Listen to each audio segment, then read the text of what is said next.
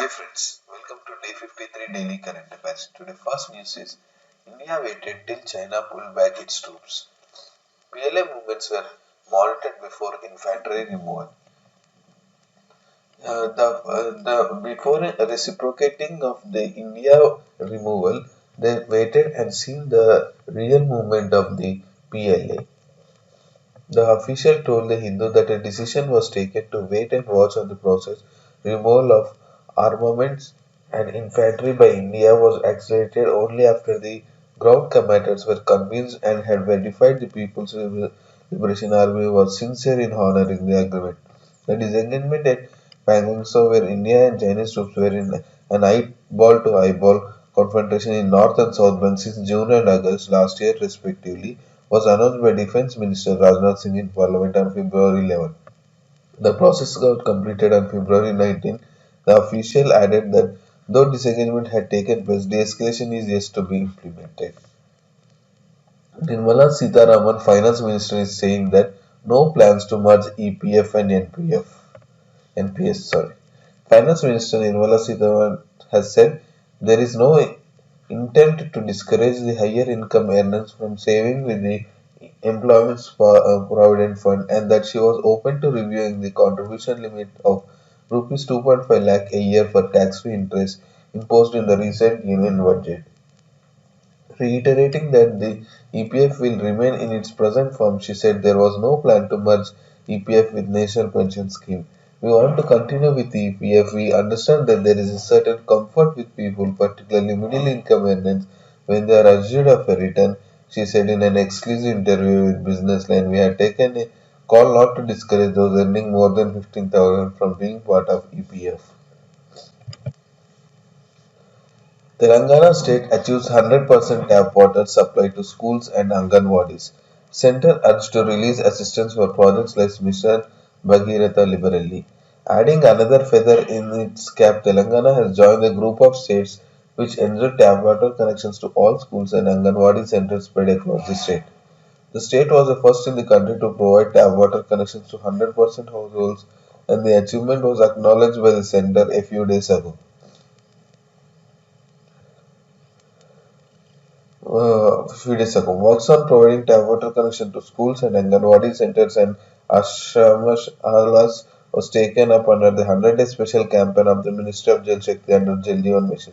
The program was launched by the Union government, acknowledging the need of potable piped water to children as they were more susceptible to waterborne diseases, as also the need for repeated hand washing to prevent the spread of COVID-19 pandemic. Here you can see the important news is that the state was the first in the country to provide tap water connection to 100% households, and the achievement was acknowledged by Centre a few days ago. First state to provide 100% water connections to households.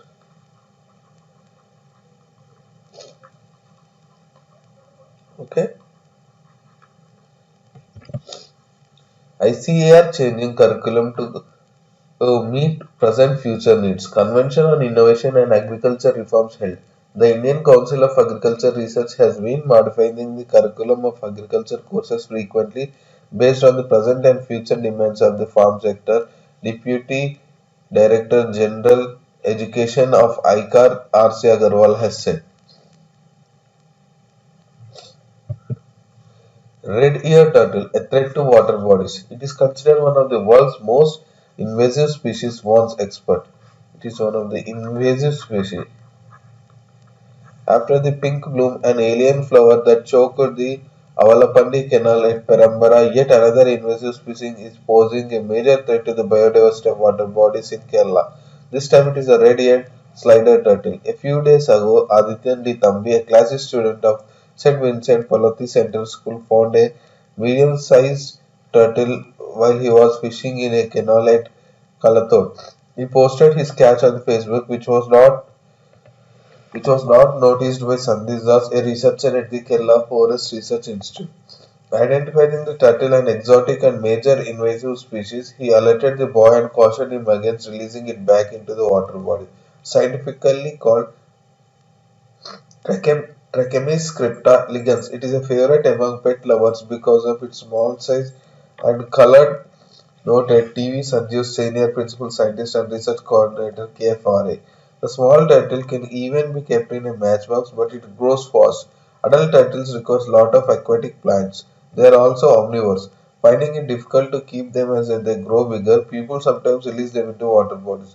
This turtle is considered one of the world's worst invasive species, noted Dr. Sanjeev. The slider turtles live in the still and warm water bodies. They are considered as major threat to native turtle species as they mature fast, grow larger, produce more offspring, and are very aggressive. As they eat plants and animals, they can finish up a wide range of aquatic species, including fish and rare frogs. In places such as Australia and European Union, it is illegal to import and keep these turtles. Disengagement at LAC raises hopes for GM and GWM deal. General Motors and this is Great Wall Motors of China. Firms hopeful of clearances re-employment at a sticky point. As India and China begin talks for the second phase of disengagement of troops at the line of actual control, two auto majors General Motors and China's Great Wall Motors say they remain hopeful of clearances to complete their deal for a car production facility in Maharashtra that has been held up due to tensions between the two countries. Plane suffers engine failure, scattered debris over US city. The flight made a safe emergency landing at Denver. United Airlines flight returning to Denver airport with its engine on fire and dry debris that fell from the plane in the neighborhood of Broomfield on Saturday. A United Airlines plane suffered a fiery engine failure on Saturday shortly after taking off from the Denver for Hawaii, dropping massive debris on a residential area before a safe emergency landing, officials said.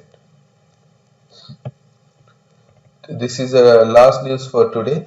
Iran says talks with IAEA chief fruitful. Tehran insists on lifting up US cups.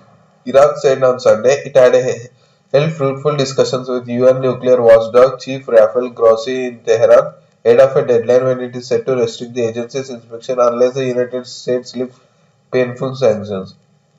Mr. Gross's visit comes amid stepped-up efforts between US President Joe Biden's administration, European powers, and Iran to salvage the 2015 nuclear deal that has been on the brink of collapse since former President Donald Trump withdrew it. Iran's foreign minister, before meeting Mr. Grossi, signaled that the Islamic Republic wants to avoid an impasse but also warned it could step further away from its commitment if Washington does not lift the sanctions.